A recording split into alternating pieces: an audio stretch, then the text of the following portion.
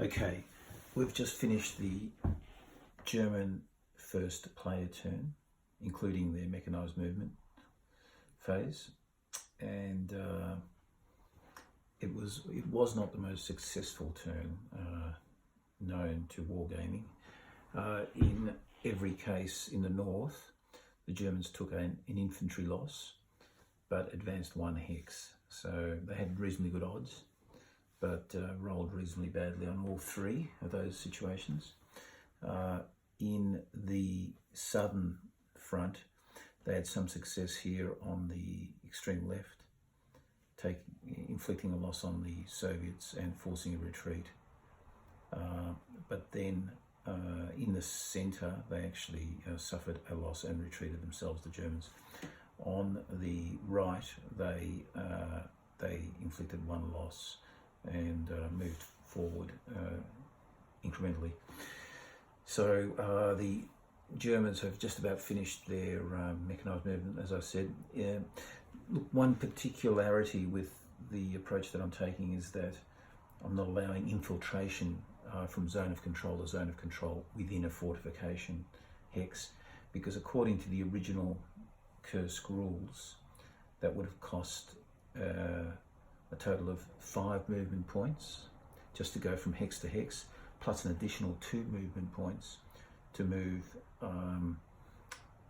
into another fortification hex. So that would have meant a total of 5 plus 2 plus the hex you're moving into, which would have brought it up to 8 movement points all up. And the German armour at that point only had 6.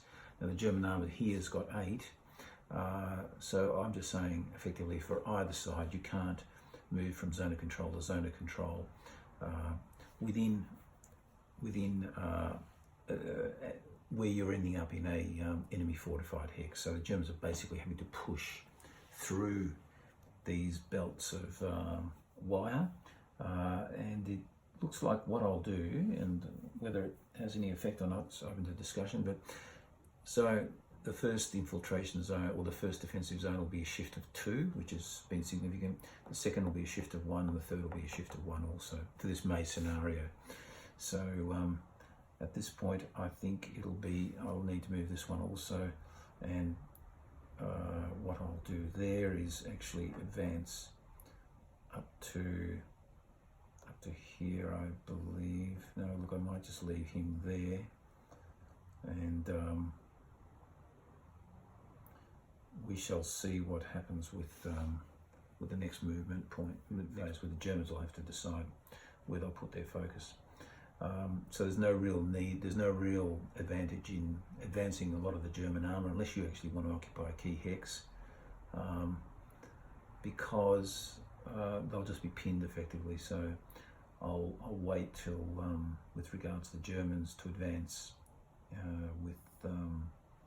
during their movement phase of turn 2. But now it's the turn of the Soviets. Okay, this is now the end of the Russian turn. But before we did that, we did another German attack as part of their first turn, which is these 3 infantry units attacking a solitary Russian unit, and eliminated that. So that was a minor success that the Germans had in turn 1. Otherwise, the Russian armour has moved into position, as you can see. They've reinforced that position there, and there's a couple there. There's also Russian armour there. Now, these Russian stacks started as 3 and a number of positions.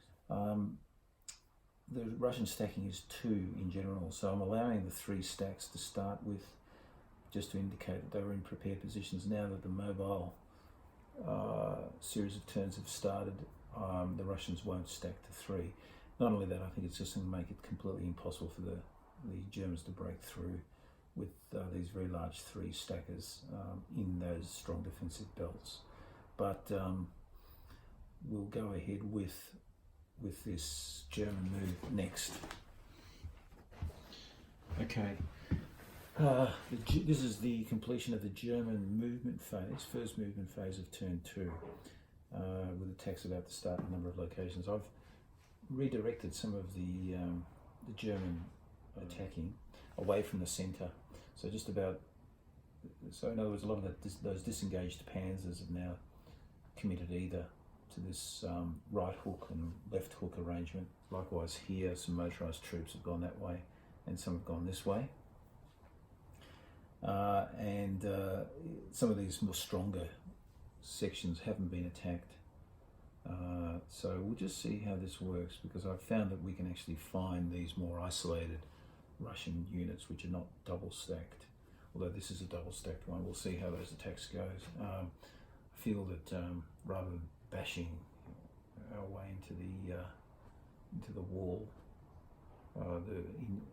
the double stacked units, we might go for those and infiltrate that way.